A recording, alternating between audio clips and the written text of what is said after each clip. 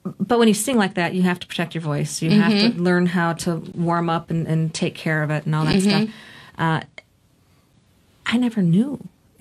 I never knew. I mean, because I knew we were busy backstage and getting things loaded and unloaded and stuff. But when you get to the main stage like that, there is so much work. There's so much coordination. There's so much that has to go on and happen. It's, you know, you go to concerts and you go, yeah, these guys must party all the time. Look at them rock and roll. This is great. They go to place and they got nothing to do. No, those guys work their asses off. Yeah, they're really working. Yeah. No, people don't. I mean, and I've said this a million times. I always feel so spoiled because comedy is so easy. You need a microphone and a speaker. You know, that is the whole gist of the whole thing. But to deliver your jokes and to be in the right space, like if I have a group of girls that help me take tickets and seat people. I don't have to go out on the main floor before shows typically.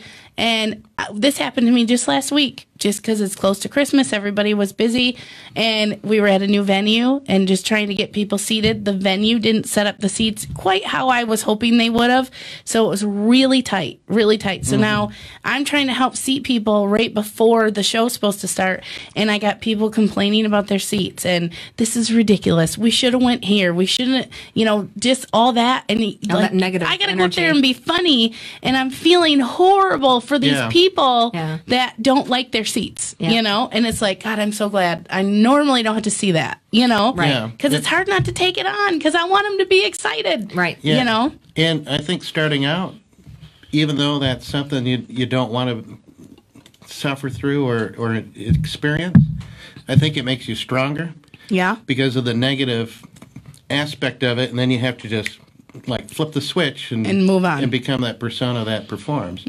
And so if let's say that you go beyond that, but you've experienced it, you can be in such a place where it's not a good day for you, and there's something, maybe your voice is off or whatever the problem is. Your kid's at home with pneumonia. Yeah, and then you still, so those are just life things that happen, and with the early experiences of having to do it all and not necessarily being in the right mind space, you can take that and say, I've done this before, and now you just go up and turn it on and perform. And Kelly, you're brilliant.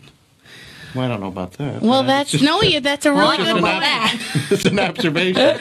That's a really good point. You're right. And there is the stardom people that never did build their own stage or put their own stuff together or sell all the seats that are the people.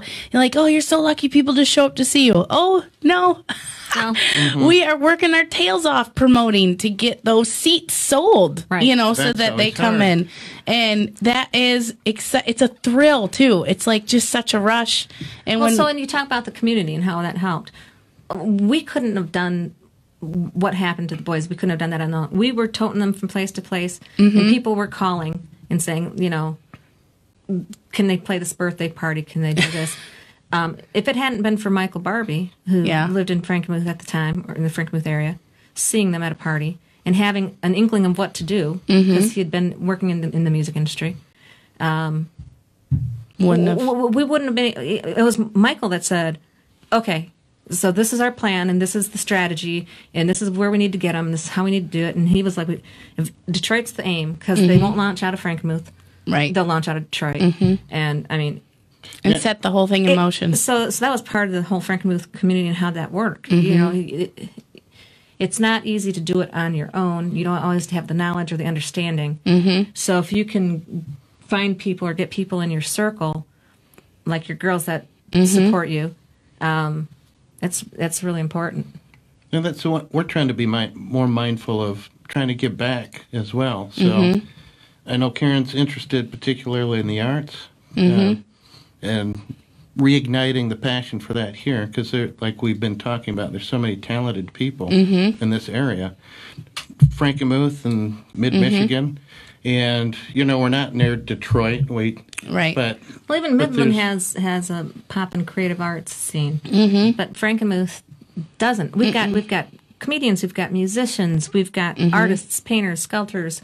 We have so much in this area and surrounding areas of Frankenmuth, and we don't have anything for them. And I know you've got a mind about you that is, I don't think you do, but someone's helping with the whole business thing. You got all these ideas, and people help you go, That's yes, we definitely, can do this, I can do this. I have headliners all the time, comedians that are like, people don't think like how you think. They just sit there and wait for the phone to ring. Right. Mm-hmm. So You know? that's the problem. Is you've got all these creatives out here, these genius musicians, comedians, Yes, sculptors, all this- artists. Yeah. and they're doing what they're doing, and they're going like, oh, how can I make money doing this? Okay, well, I'll this art fair, this let people know this. They don't have the business mind. They don't Right. have the It's not how they're how wired. I promote it. How do I? Yeah. So what you were saying about. Oh yeah, you just show up and that's all there is to it. No, you need this team of people. Yeah. So for Frankenmuth, I really want to, and I don't know how to do it exactly, but I'm working on figuring it out. But I want to create a space for those people, so that is promoted and is so that they can do what they do and not worry about all the other stuff. An art district. Yeah. An art Which would be district. awesome. That Yeah. would be incredible. That would be an extra element that I think would really do well in Frankenmuth. Yeah. I have a name for the place idea. I'll tell you off air Okay. so that they don't hear it, because I pitched an idea to a couple places and I was really close, and I just thought if I got even closer, then I would like send it over so that you could finish it up.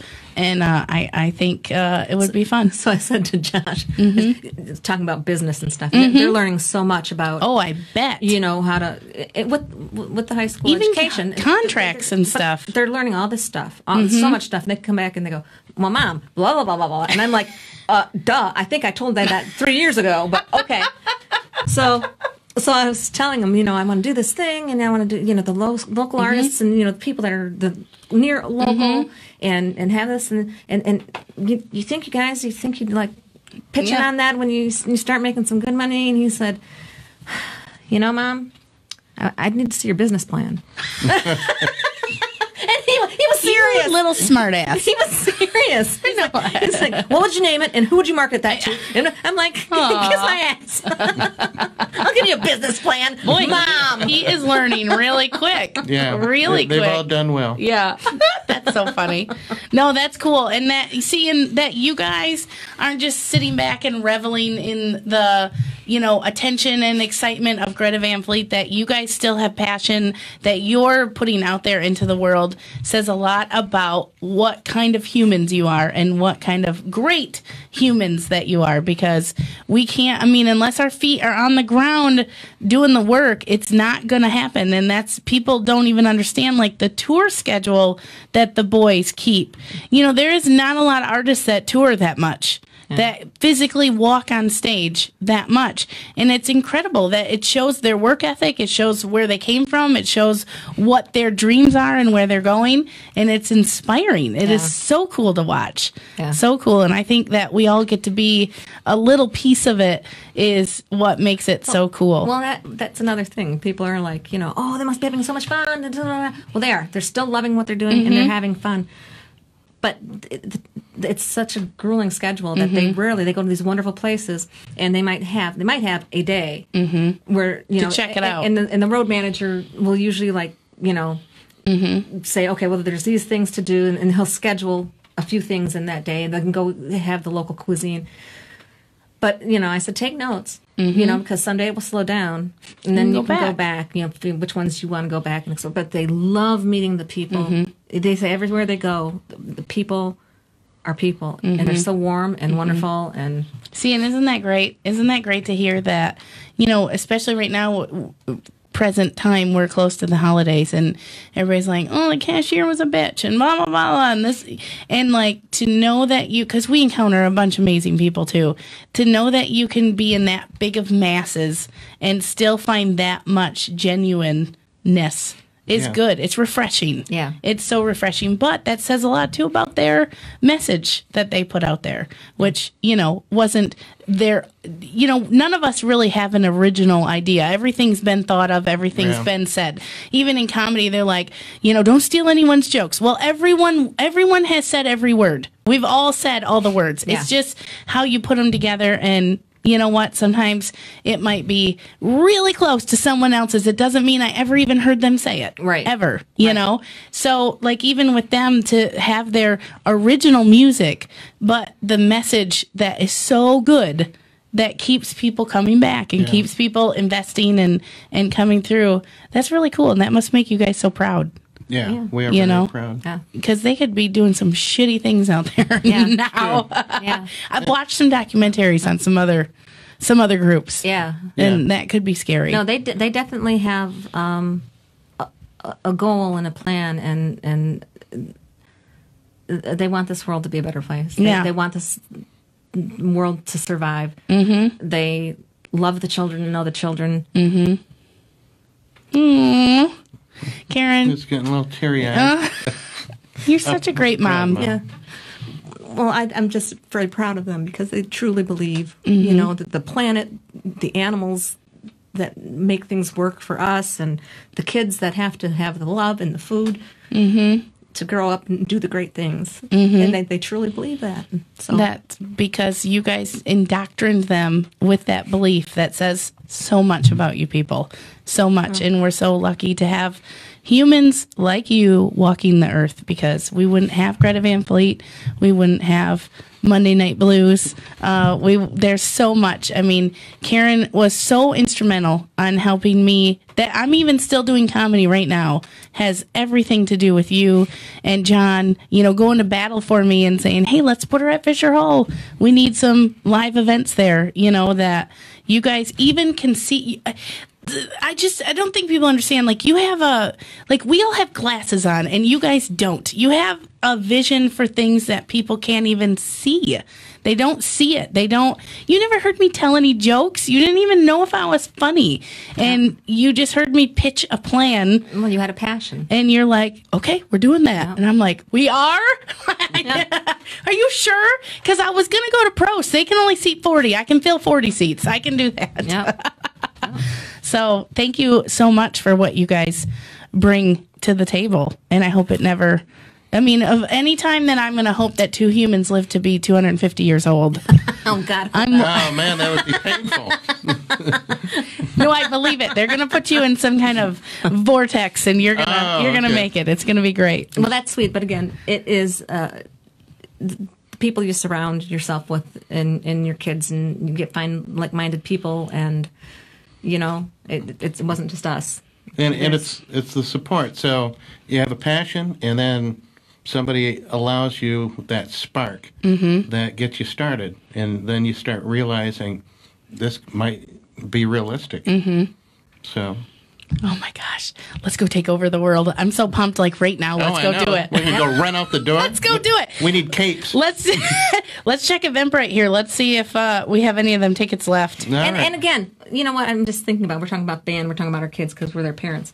But Danny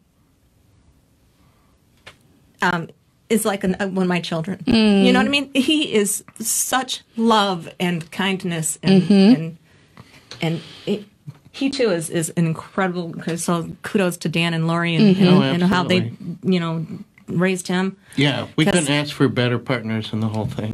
He is truly one of my children. He just fits in with the whole caring about. And they all seem like they get along so good. They do. They're brothers. That they are just All interwoven together. Yeah. And then that the sisters come into play and they all support each other, and it's not like, oh, I'm better than you. That never seems to be. They all comment independently. I've all heard them say that I'm so fortunate to be with the best musicians in the industry right now. And they're talking about any one of them three. you point to, you say the other three. And they've all said that unsolicited and independently, just in general conversation, casual conversation. How so cool. They say they're all very fortunate to be with Right. working with who they work with. Right. What a good And I want to give a shout example. out to the sisters too, because Yes. they're loving and supportive, and give their brothers all the shit they need to keep them grounded. So let's hear it for the sisters that are. Yeah, sisters. Woohoo! For sure. For sure. And another, I don't know how much time we have left. Yeah, you're good. But I just want to throw in the plug that my wonderful wife is going to help me get more involved with social media in this coming year. So that all of these things we talk about, supporting local artists, and she has some plans too about promoting things, and we just hope to, let's take this energy that we have and just try to make it, get it out there, try to wake people up. Yeah, make it, create some opportunities for the talent that we do have here in Frankenmuth and in the Mid-Michigan area. Well, I love glitter, so anything that I can do with glitter, I'm in it. As long as it's not in my house, I'm good. Or Fisher Hall. I know they don't like glitter there either. No, they do not. No, we set up a glitter lip bar one day in one show and did glitter lips, and they were like, "It's everywhere." I'm like, "Sorry, my bad." Glitter and popcorn are two things you don't want at an event. You don't want to do. Oh, how exciting. So many big plans. It sounds like everyone needs to stay tuned and hear lots more. I hope that we could have you guys back and we could get an update. That would be really fun. And it's always fun to come and join you here. I want you to have me and Lori. I would love to have you and Lori. That would be amazing. Lori, are you listening? I'll stalk her. Yes, because that would be just that would be fun. That would be so fun. I would love to have Lori in here. I would love to have all four of you in here. Oh, boy, we have so many more interviews to do. This is exciting. I know that last time you and I got to speak, I was able to take the recording of that and I put it on YouTube. And it's it is my most watched YouTube video. And that was actually my first experience, because up until then I had said that I was really lucky. I do a lot of social media, and I'm in a lot of pages, and got my hands in a lot of things on social media, and I've never had a bad review. I've never been called names. I've never nothing. Until you put Karen out on YouTube. Then I put Karen on YouTube, and all hell breaks loose. But it was a very good learning experience, because when I listened back to the interview, I did cut you off. I did interrupt you a few times, but they catch every little thing. And they're so cruel. People are so cruel. I don't remember you cut me off. I didn't feel any of that. I know. I thought we had a great time. Yeah, it was fun. But regardless, it was a nice learned experience for me to hear a bunch of shit. The one comment I think that stands out to me the most is the guy that said, "Tell that lady to keep her blowhole shut." Like, well, hold on. Isn't that how whales breathe? Like, nope, definitely me. I was the blowhole. Wow. So people loved you. People loved the interview, and they loved learning about the boys. But again, people are cruel. They can be cruel, and that's how they are. And I've looked up stuff on the boys, and I've read things that people say, and I'm just like, are you insane? Yeah. Crazy. But that's you just brush it off. They must not even read that stuff. They must just move right on. Yeah. Yeah. Well, and I've learned that, someday they'll be enlightened. Yes. Someday they'll open their hearts and it'll be touched. And they'll see what's what and say, okay, I don't agree with that, or I don't like that, but it is what it is. Uh-huh. I always tease that I think Frankenmuth doesn't ever get any bad reviews, because they just take care of those people. Yeah, that was one. That's not all chicken meat you're eating at Zender. No, I'm just kidding. I'm just kidding. Well, delete that. Delete that part. Out. Okay. Beep, beep. Go back. Okay, now we're in trouble. No more Melissa and Frankenmuth. All right, we're moving our office immediately. Effective. The postmaster's going to be here for my P.O. box, I'm sure. Anyways, well, this has been a super huge, great time. We're going to hang out on New Year's Eve. We got the Frankenmuth Blues Festival coming up Saturday, March 14th. Possibly, maybe something in the end of January, first part of February. Still in the works yet. We haven't decided yet. Yeah, that could be possibly fun. That could be really fun. Anything else you guys want to add to this lovely bouquet? I do want to add, so on New Year's Eve, we do have the Whiskey Biscuit Band. It's been a local favorite for a lot of years, and we have Scott Costas, Dave Burke, and Greg Rummel are all parts of the band, as well as myself. So I just want to give those guys some recognition. Yes, and they're going to be very fun. Yeah. I need to get their alcohol list. Yeah. Oh, you don't want that. I probably don't. Yeah, and what kind of music are you guys going to be playing on New Year's Eve? There's going to be a variety of things. Classic rock, blues. Yeah, and then there's some country that ordinarily Dave-O, Dave Burke, he does like a solo act where he's been finding a lot of people enjoying certain country songs that are fun, and we're going to do the fun songs. Nice. I'm not coming. Then we're going to do some of the passionate ones, and it's a little bit of everything. So we have the blues, because I'm more comfortable in the. I've so finding that I'm more comfortable there. But so there's like songs that everybody knows in a lot of ways. Will Rum will be doing any Beatles? We hope so. Ooh, yeah. So with Greg, we're not sure if he's gonna make it there. But he's fighting. I don't know if it's something to talk about on the air, but fighting pancreatic cancer. Yes. So we're hopeful we get to see Greg there. We're really hopeful. If not, I mean, he's certainly there in spirit. I mean, we can do a 9 prosit on his behalf. Yes. So. Yes, and we're going to all do a toast together at midnight, which is going to be very memorable. An awesome thing. I'm very excited. I'm excited to I just feel like everything bouncing off the walls that night is just going to be electrifying. If I see one person in there frowning, I'm just going to slap them across the face. And I'll pick them out. No reason for it. None at all. It's going to be so fun. Well, I've had so much fun talking to you guys. Thank you for coming in here today. I just love you. I love you too. Yeah. I would have never thought all this stuff is going to happen. Yeah. You know? Crazy. It is crazy. Because you're like, yeah, okay, we'll do shows there. Sounds good. Yeah. Okay. Wow. Here we are. That's wild. And I remember even in the beginning, and obviously we didn't meet each other till way later on, Kelly. Yeah. Karen, I'd go to bring her check, or I'd go set up all the chairs, and she'd be like, everything okay? At Fisher Hall, yeah, at Fisher Hall, and she'd be like, yeah, the boys are going to here. This is when they were overseas a lot, like Australia, and which ironically we have a lot of listeners in Australia, and I think that has to do with some people that really like following the boys too. Yeah. And because I shamelessly wear these shirts all the time, so that you would be like, oh, the boys are going here and the boys are going here, and I was not familiar with who the boys were or what was going on, and I just always listened. And Adrian goes, are you ever going to ask her any questions about what the heck is going on? Who's she talking about? I was like, well, no mom wants to hear that you don't know what she's talking about, because I wasn't a Frankenmuth person. I didn't know what was happening, and then it just took a tiny bit of Googling, and I was like, that's their mom?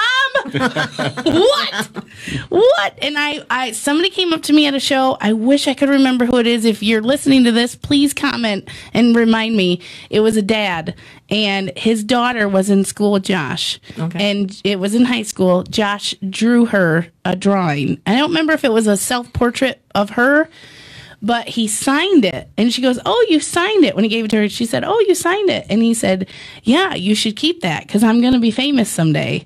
And he started telling me that when he was like 7 or 8 years old. Yeah. And this guy telling me the story, I mean, I knew it was true. And I said, well, does she have it? And he goes, oh, she wishes.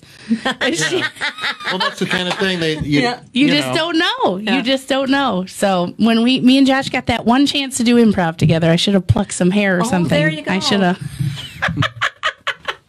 Weirdo. Didn't they video those? I know. I wish we would have. Lauren, do you have video of that?